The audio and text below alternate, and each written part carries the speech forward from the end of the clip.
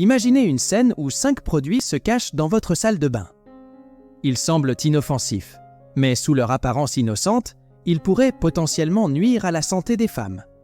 La question qui se pose est la suivante. Quels sont ces produits et comment peuvent-ils affecter votre bien-être? C'est parti pour une petite discussion sur des trucs qu'on nous vend comme étant indispensables. Et je ne parle pas que de maquillage ici, non, on va parler de diaphragme, préservatifs et même serviettes hygiéniques. Vous avez bien entendu.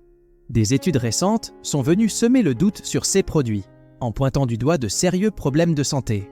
Alors accrochez-vous, parce qu'on parle de risque de cancer, d'inflammation à rallonge, de perte de cheveux incompréhensible, de fatigue chronique, de douleurs qui n'en finissent pas, d'allergies, de soucis de peau, et la cerise sur le gâteau, une possible augmentation du risque de tumeurs ovariennes, de tumeurs utérines et autres du genre. Numéro 1, mesdames et messieurs, les produits lissants pour cheveux. Mais attention, on ne rigole pas avec cela. Beaucoup d'entre eux jouent au jeu du cache-cache avec notre santé, en planquant du formol ou du formaldéhyde. Ces noms vous font frissonner? Ils ont de quoi? Ces substances sont carrément classées cancérigènes notoires. Et le pire, c'est que malgré leur interdiction dans de nombreux coins de la planète, ces produits traînent toujours dans les rayons. Tenez-vous bien, car 35% des visites surprises dans des salons de beauté en Amérique latine ont révélé la présence de ces produits maudits. Aux États-Unis, une enquête récente a démontré que les femmes utilisant ces produits avaient le double de risque de développer des tumeurs. Oui, vous avez bien entendu, le double. En tête de liste, le cancer du col de l'utérus, qui s'invite même chez les plus jeunes d'entre nous. C'est du sérieux, je vous dis? Mais le danger ne se limite pas au formaldéhyde. Il y a aussi un autre vilain en coulisses, le parabène, un autre de ces cancérigènes notoires. Il est parfois planqué dans ces produits, et quand il s'infiltre dans notre corps, il s'amuse à semer la pagaille dans nos hormones. Vous voulez du concret? Augmentation du risque de cancer de l'utérus et du sein. Et comme si ça ne suffisait pas, le formaldéhyde et le parabène aiment aussi jouer aux chatouilles avec notre peau, provoquant irritation, démangeaisons, perte de cheveux et autres. Le hic, c'est que ces ingrédients diaboliques ne se cantonnent pas aux produits lissants pour cheveux. Ils peuvent se faufiler dans nos crèmes hydratantes, nos produits de rasage, voire même dans certaines marques de maquillage. Le conseil du jour, lisez bien les étiquettes et si possible, fuyez ces produits à jeter. On en arrive presque à se demander s'il existe une alternative naturelle pour dompter nos crinières. Je rêverais de vous en recommander une, mais à l'heure actuelle, je n'ai pas la solution miracle. En attendant, essayez de faire attention à ce que vous tartinez sur votre tête et votre corps. Et si par hasard, vous avez une astuce naturelle sous le coude, partagez-la dans les commentaires. Apprenons les uns des autres, car notre santé, c'est précieux. Deuxième round, le talc. Oui, croyez-le ou non, même moi j'ai été surprise par cette révélation. Les géants de l'industrie et leurs campagnes publicitaires nous ont bourré le crâne depuis des lustres en nous faisant croire que le talc, c'est la quintessence de l'hygiène et des soins personnels. On l'utilise pour absorber l'humidité, pour que nos petons ne se transforment pas en puanteurs ambulantes, et on ose même l'étaler sur la peau de bébé pour la rendre douce comme de la soie. Maintenant, je vous mets au défi de trouver un pédiatre qui recommande encore ce truc pour les nourrissons. Vous n'en trouverez pas. Et la raison, mes amis, c'est que les industries et leurs pubs n'évoquent pas tout. Le talc peut être une cachette pour une créature très dangereuse, un peu comme un vampire, l'amiante. Vous savez, ce machin qui fait du cancer de la plèvre, une membrane sympa qui enveloppe nos poumons, mais aussi d'autres joyeusetés tumorales. À chaque fois qu'on se poudre avec ce truc, on inhale gentiment une petite bouffée de cette saleté. Croyez-le ou non, de nombreuses femmes en balancent sur leur visage. Et l'histoire ne s'arrête pas là. Il y en a qui utilisent ce truc pour éponger l'humidité des endroits les plus intimes. Eh bien, des études ont détecté des particules de ce joyeux talc dans les ovaires et le système lymphatique. Et devinez quoi? Ça a été lié à des tumeurs dans ces coins-là, en plus de celles de l'utérus et du sein. Il y a même des talcs qui ont affirmé qu'ils étaient clean, pas d'amiante à l'horizon. Mais surprise, ils en avaient quand même. Et vous savez quoi? C'était des géants de l'industrie, des marques mondiales, qui clamaient haut et fort que leur poudre était clean, jusqu'à ce qu'on les coince les mains dans le talc. Pour des raisons de gros sous, je ne peux pas balancer de nom, vous voyez? Alors, ma recommandation, c'est de tirer un trait sur ces trucs, même si la boîte dit que c'est sans amiante, parce qu'on sait que les secrets, ça se garde bien. Faites bien attention, car ces foutues particules de talc se sont retrouvées dans des cosmétiques pour le visage, les produits bronzants, les fards à paupières, les blushs, les poudres pour le teint, et même dans les diaphragmes et les capotes. C'est là qu'on réalise que la poudre pèse lourd sur notre santé.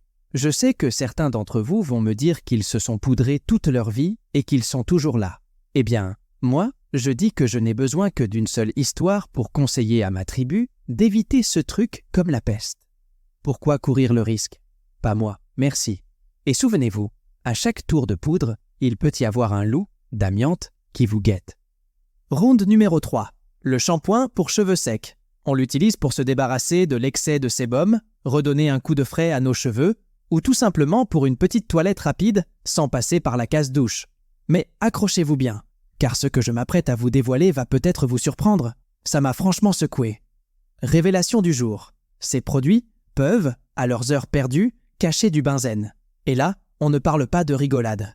Le benzène, c'est la substance qui s'amuse à multiplier par 9 le risque de leucémie, sans compter les autres joyeusetés qu'il provoque dans le sang et la moelle osseuse.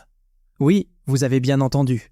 L'histoire ne s'arrête pas là. Beaucoup de marques ont pris la tangente et retiré ces produits de leurs étagères, mais il en reste toujours quelques têtus qui continuent à les vendre. Le hic, c'est que la plupart de ces produits ne passent même pas par la case vérification des agences de réglementation.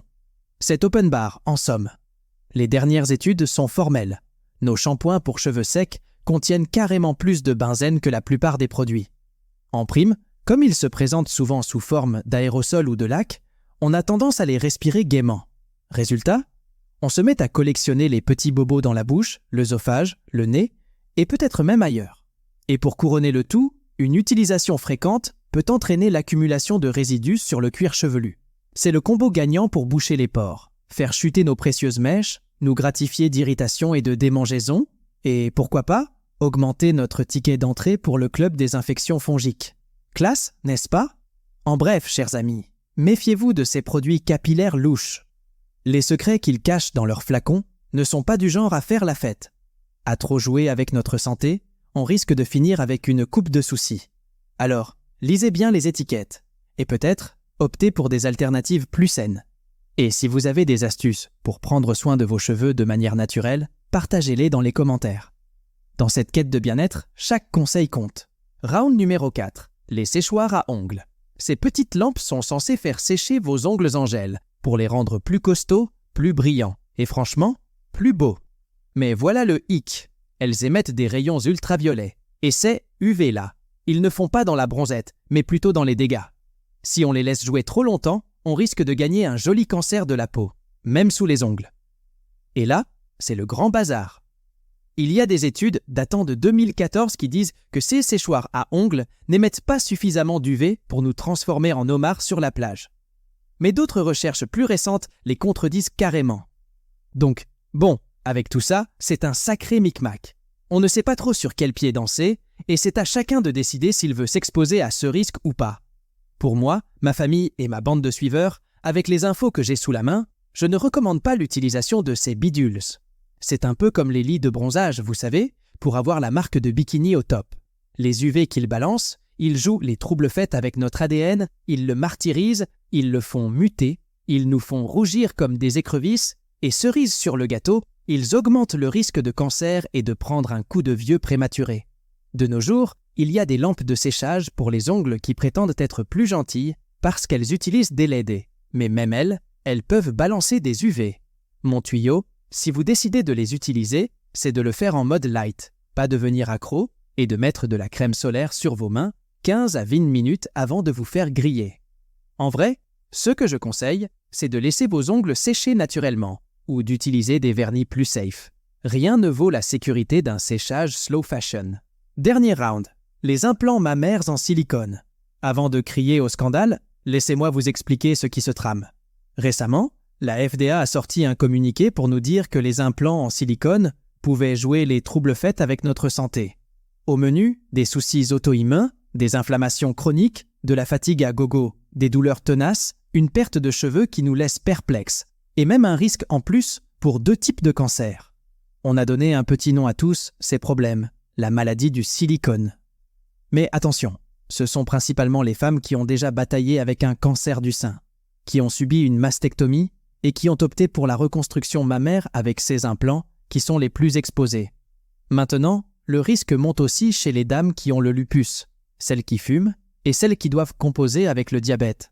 Pour celles qui ressentent ces symptômes, la plupart du temps, ça rentre dans l'ordre après le retrait des implants. Maintenant, parlons du cancer. Est-ce que ces implants nous collent plus de risques ou pas?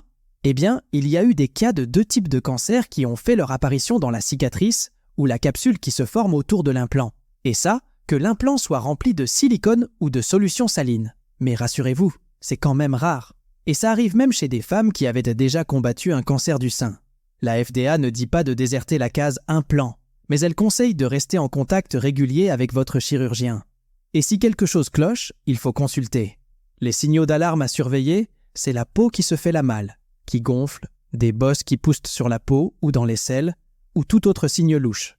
Alors, mon tuyau, c'est que si malgré toutes ces mises en garde, vous décidez de sauter le pas, il faut essayer de mener une vie la plus antioxydante et anti-inflammatoire possible. Voilà, j'espère que cette vidéo vous aura apporté des lumières. Partagez-la, propagez-la dans vos groupes, sur les réseaux sociaux. C'est comme un coup de pouce pour nous faire grandir. Et puis, n'oubliez pas de vous abonner à notre chaîne. Allez, à bientôt pour encore plus de contenu. Avec cela dit, merci d'avoir suivi et à la prochaine. Ciao!